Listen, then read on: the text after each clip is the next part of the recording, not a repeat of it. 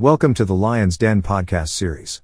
Our name is inspired by the biblical story of Daniel in the lion's den, where Daniel's faith in God saved him from the lions, reflecting our goal of navigating life's challenges with faith in God. Daniel's journey, a story of trust and perseverance, holds a special place in my heart. As Daniel Scrivener, son of New Hope Olympia's founding pastor, Del Scrivener, I feel a deep personal connection to this story, and I'm excited to share its lessons with you. In our podcast, which blends personal reflections, guest interviews, and biblical teachings, we'll tackle everyday issues that can overwhelm us without God's help. Thank you for joining us. Your support means a lot, and we hope our episodes bless you. Well, hello again, my friends. My name is Daniel Scrivener, son of New Hope founding pastor Del Scrivener. And this is our weekly podcast, the Lion's Den podcast, otherwise known as the New Hope on the Go podcast, available to you every Wednesday. You can see the video. If you are seeing the video, you're seeing it at our YouTube channel, New Hope Olympia. Alternatively, you can hear the audio version on any audio device, Alexa and others.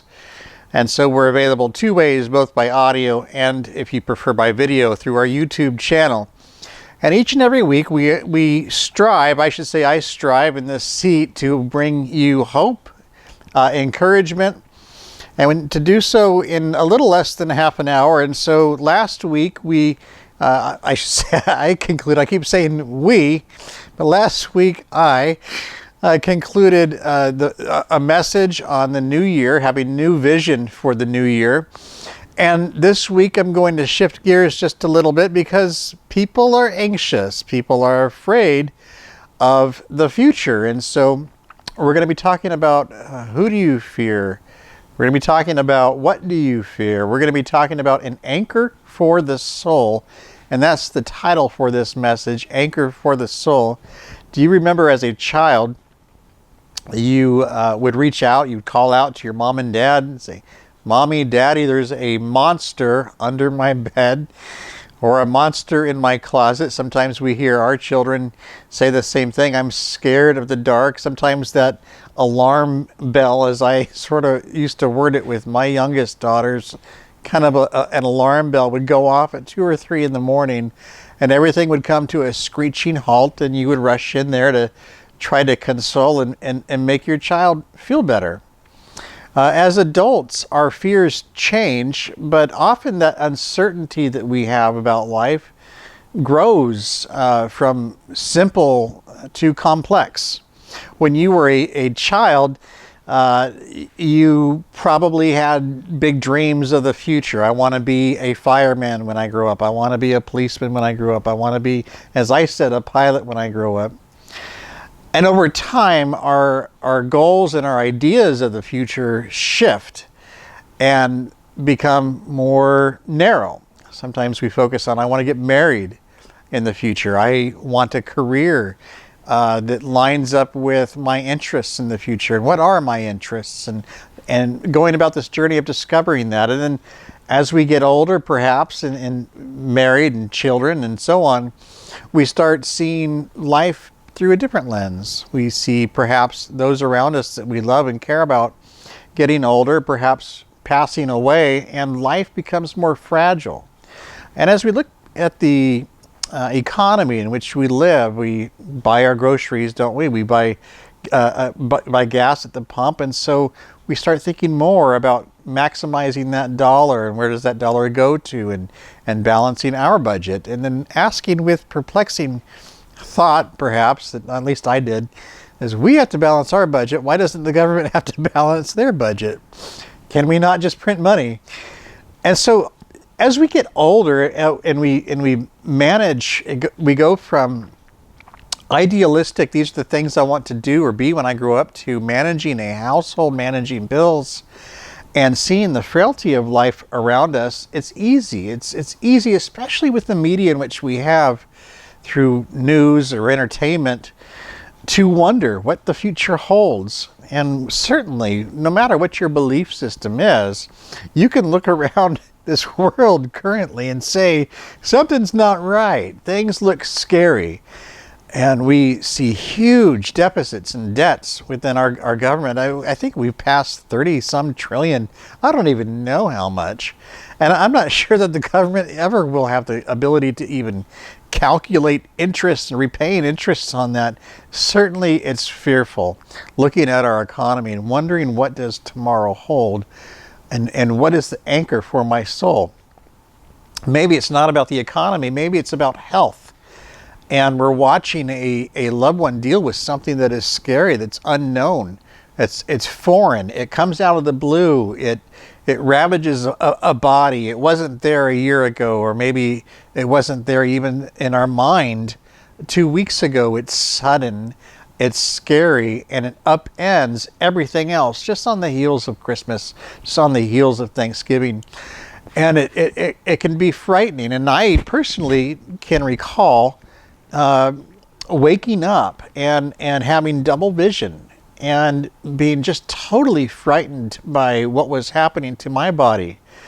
And it's not discovered in a day or two. It's a process that you go through, often with a health diagnosis that comes up for you or for a family member, and it can be frightening. And I remember sitting in the doctor's office and asking, what's wrong with me? And sitting in the machine and waiting, being claustrophobic as I was, waiting for a machine to tell this doctor, to tell me what was wrong with me. And of course, as you know, or you might know, I have multiple sclerosis. And some of you have more serious diseases or have battled more serious diseases. My daughter, as you know, or probably might know, battled cancer, pediatric cancer, when she was 14 months old. My wife battled cardiac arrest and was unconscious. And the doctors, she was dead. And the doctors worked on her for 28 minutes while our daughter was in treatment at a hospital. When I got to her, I was looking at my unconscious wife with a tube going down her throat, and doctors in that room telling me that the next few hours were critical, while my little girl was literally up the street at another hospital fighting for her life and her cancer treatment. We have these dark days in life that we go through. And maybe you or a loved one is dealing with something sudden. You are expecting to see a doctor. You have all sorts of anxiety over this. I've been there. I recognize, I can empathize with those fears and those feelings of what does the future hold? What will the future look like? And certainly the future can be scary. We can look at our future, and it just lately, just recently for myself, contrasting the two versions of me, the younger self, this is what I want to be when I grow up, versus the self that I see now, getting older and battling these symptoms that I deal with, and having the same worries that many other people deal with the economy or health. And perhaps it's another issue. Perhaps it's political. Perhaps a fear of the future revolves around war. What will happen to our country? What will happen to countries overseas? Will there be more wars? Will there be famines? And as you probably know, as that the Bible speaks of a time, times like that, where there'll be wars or rumors of wars, or famines will increase in plagues and earthquakes and so on. And it can be scary. You have a family or your loved ones around you, and you just want everyone to be okay and everything to be okay. And it's really easy to feel like that child again, reaching out in the middle of the night and saying, help me, there's a monster in my room. Except we are the ones that are the adults. And we are supposed to maintain, at least visibly to others, our strength and our courage and our faith in times like this. So maybe you're looking at through this scary lens to you of political. We have a president about to take the oath of office again, previously having done so in 2017, after winning in 2016. And many people did not expect to see him again. And there's been so much division in our nation, even between believers, between Christians. And it doesn't matter what your belief system is. If you could be friends with someone and have a difference in political views, and it so shapes Even marriages have split over differences in ideology over our politics. Our politics, it can be fearful. What will this president, as people always ask every time a new president comes on the scene, what will this president do about our economy? What will this president do about wars overseas or wars here? What will this president do about our health care? And all of the, quote, kitchen table politics that is so brought up every election cycle, the meat and potatoes, for lack of a better phrase. How will you balance your budget? How will we balance our budget? How will we shop for food, pay for groceries, pay for gas, afford college, afford health care? All of the here and now, no more idealistic. It's table politics in front of us. How will we manage our day? These election cycles can be scary. And depending on who you are listening to, news and entertainment and what channels you listen to, you could be totally convinced one way or totally convinced the other way, that your brother, that your sister, that your if you are a Christian, your spiritual brother or sister, people can be condemned by who they vote for. And sometimes I think it's refreshing to take a different view of that, and I'll get back to that in just a minute, a new view towards our political system if you are a believer.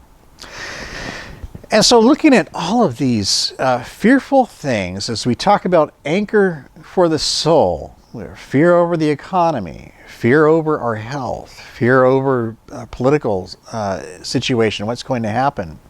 And then certainly you see people discussing the future, so much so there are predictions about it, where people offer to read your horoscope, where people offer to tell you your fortunes, what's going to happen, or portend to. People call psychic lines, people talk with mediums. There's always this nagging desire to know what the future is in the, I guess, sort of event, in a way that it just there's this always sort of nagging desire to know what the future holds, because if I know the future, I might have this illusion of control, an illusion of power over my future. There's people who are afraid to get into a vehicle and go down the road because they have a fear of death. Fear of death is a huge fear that people have. So these anxieties and fears that we have of so much around us, revolving around fear of the future, I thought this week I would focus on an anchor for our soul. And as you know, I am a believer, and I encourage believing in Jesus Christ as an anchor for our soul. I have, as a pastor's kid growing up, walked several different roads in my life. And one of those roads was as a prodigal. And a prodigal, if you're not familiar with that term, you probably are, is someone that grows up in the church, father is a pastor perhaps, and decides, no, I don't want to do that. I'm going a different route. And I went a different route. And I tried to get as far away from God as you could possibly get, that a person could possibly get in their life. And I am so thankful for my mother and my father praying continually, and others praying continually, that God does not give up. He chases that one. You know that story in the Bible where he leaves, this farmer has sheep, and what do you do when one runs off? Is it, well, the good shepherd leaves the 99 in the wilderness? No, they don't. No, they don't leave the 99 in the wilderness. But Jesus was making a point, is that he is a good shepherd, leaves the 99 and pursues that one. And I can tell you, I guess my own testimony is this, is that after having tasted everything else, as that writer of Ecclesiastes has said, and I believe it was Solomon said, is that everything else is hovel. It means it's mist. It's there for a second, there for a minute, and then it's gone. It means everything that we chase in life, seeking that pleasure, seeking that comfort, seeking that reassurance, isn't there. And as I alluded to last week, Solomon was known as the richest person, and still, throughout all of history, is recorded the richest person that has ever lived, ever. And his wealth did not satisfy him. He had all of the relationships that people often seek in life, seeking their quote-unquote soulmate. You know, it's interesting is that when I was a young person, and many young people are like this, is that you grow up with this belief, is that out there for someone, for me, is my particular soulmate. And I do believe that God has people for those that, and I do believe God has a part when we depend on Him and look to Him to match us, because He knows us. And when we are in relationship with Him, I do believe He has a part in that. But your purpose in life is not to have a soulmate. My purpose in life is not to have a soulmate. If you think about it, with all the divorces that there are in the world, not just in America, but in the world, we have all failed in that endeavor to find that soulmate. Our purpose is much more deeper than that. Is that God, Jesus, is our soulmate. He created us in our mother's womb. He knows you by name. He knows your likes that you have. He knows those things that irritate you. He knows those things you are ashamed of. He knows your personality quirks because He made you. He created you. And so as a young person growing up, you have this idealistic view of I'm gonna find my soulmate. Well, Jesus is the one that we are needing to search for, as I talked about last week. And so that writer of Solomon had all of these women, all these relationships. I think he had 300 wives, if I remember right, over 900 concubines. And just all of these women, and they led him astray. They led him after other, quote, gods, idols, and they left him miserable. And so he did not find satisfaction in his wealth. He did not find satisfaction in relationships. And the author of Ecclesiastes went on to build things with his hands and create things and use his mind and put his mind in his purpose. Looking for purpose. How many of us look for purpose? Focus his purpose on studying and building and creating, and did not find what he was looking for. And at the end of Ecclesiastes, he essentially says is that the point in life, the purpose in life, friends, is to seek God, to follow His commandments, and to seek pleasure in the simple things that He gives us. It's not out there in that world that we're searching for and that we're broken by, where we will find fulfillment. Our fulfillment is found in Him. And so taking these fears, Mommy, Daddy, I'm scared of the future. What are you scared of? We just recently, I woke up in a fearful panic, thinking about my future and thinking about my relatives' future, my family's future. You know, last I believe it was April 6th, we were going about our day. It was just another Saturday, and we heard a loud crash in our home. And when you heard it, you just knew something profound and life-shattering had happened. Have you ever heard something like that? It was a piercing sound that even years later you still hear, that if you heard it again, you would know what that sound was and what it meant. And we rushed upstairs and we found my father moaning and incoherent on our kitchen floor. He had collapsed. He had blacked out and had collapsed. And the man that I was talking to just 30 minutes before was different, suddenly, than the man I was looking at and hearing from in his moans at that moment. Calling 911 and having paramedics in your room and in your family room, and having our little daughter, a little girl, crying her eyes out, terrified and fearful of her future with her grandpa. Now, thankfully, he received excellent care. He went to the hospital. Everyone thought, doctors thought he had a broken back. And subsequent tests, it was not broken. There's a lot of miracles that took place, in my opinion, there. And my father has shared some of that before. The point that I'm making is that these life events, they can change in a moment, and things can become earth-shattering. And sometimes our minds gravitate towards the fear of those things happening. And so the anchor of our soul, what are you, what am I anchored to? And what comes to mind when you think about an anchor? People put their anchor, what will get me through, in their strength, until their strength fails and they become bedridden. People put their anchor, what will get me through, what will help me make it, in their wealth, until the stock market crashes. People put their anchor in another human being. My wife, my husband, my father, my mother, my friend has never let me down until they do, or until they fail, or until they have a crash of some kind. Is that our anchor sometimes gets put into a substance just to get me through. Sometimes it gets put into something unhealthy for us just to do our own form of medicating to get us through. Often, people come to Jesus, people come to God last.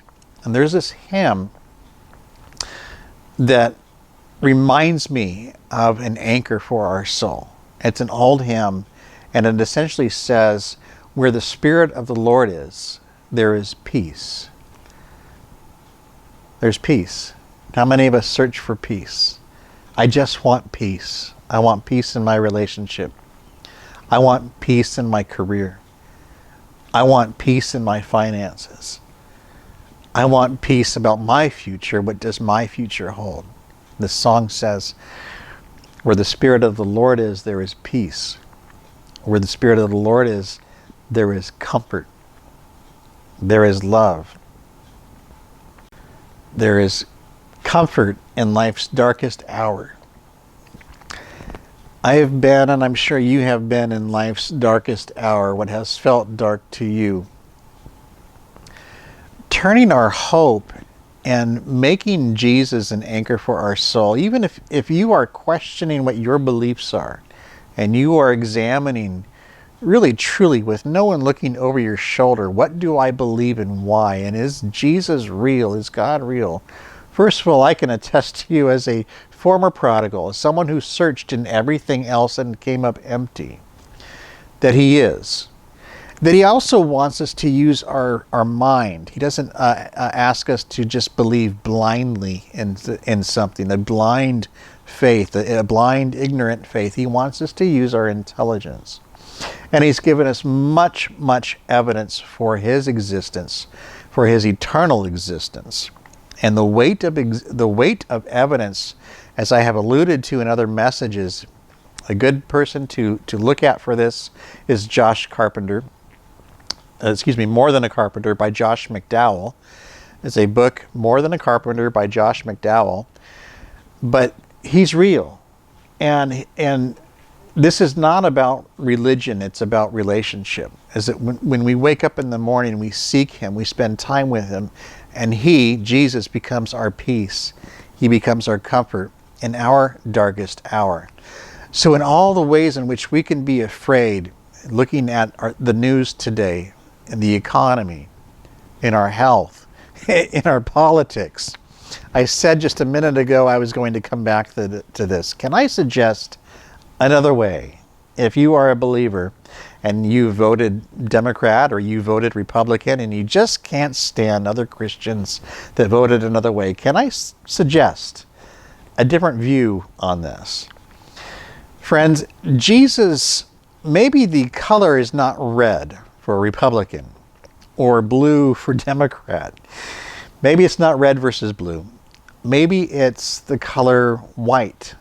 Maybe Jesus, putting Him and giving Him a different color, a different banner that we look to. The color white being purity, being holy, being set apart, a friend to sinners, Savior of all that would come to him, seeking the least, the lost, and last, seeking the outcast, sitting down at a table with someone that others would not sit with. Maybe Republicans, red and blue, need to come together and focus on Jesus being the center. Jesus is not a Republican, friend, and he's not a Democrat. So if you take the banner of different color, white in this instance representing Jesus, his purity, his love, his salvation. There's a picture in God's word when he saves, he wipes us clean, whiter than snow, which is why I use that color metaphor of white.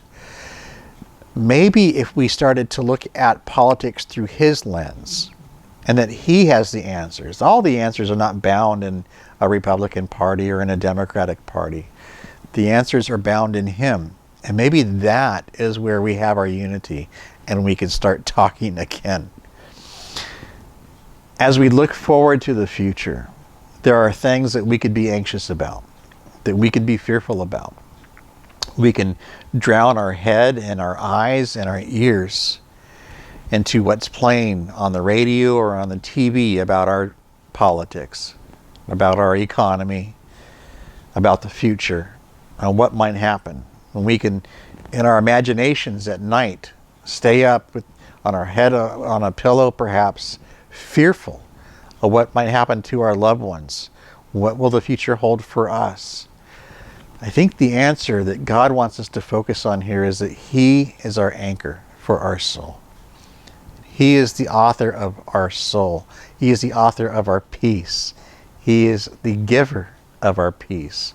He is the giver, the author, and provider of our comfort. And I've been in those moments where everything looked dark around me, as I'm sure you have as well. And yet he was and is faithful. He is an anchor for our soul. Well, friends, that does it for this week's podcast. Next week's podcast, I'm going to change things up a little bit, and it should be interesting. I encourage you to stay tuned for that. In the meantime, God bless you and God bless your family. New Hope Olympia podcasts, including the In the Lion's Den series, are available on all major platforms, such as Spotify, Apple Podcasts, YouTube, and Buzzsprout. This allows you to tune in anytime. Our goal is to strengthen our spiritual connection with listeners by offering a variety of topics. With over 100 million monthly listeners, podcasts provide convenient access to knowledge on subjects from science to spirituality. Join us on this journey and discover content that interests you. To view the complete collection of media offerings from New Hope Olympia, please visit our YouTube channel at New Hope Olympia. Should you have any questions, comments, or requests regarding New Hope on the Go podcasts, please email us at newhopeonthego@gmail.com.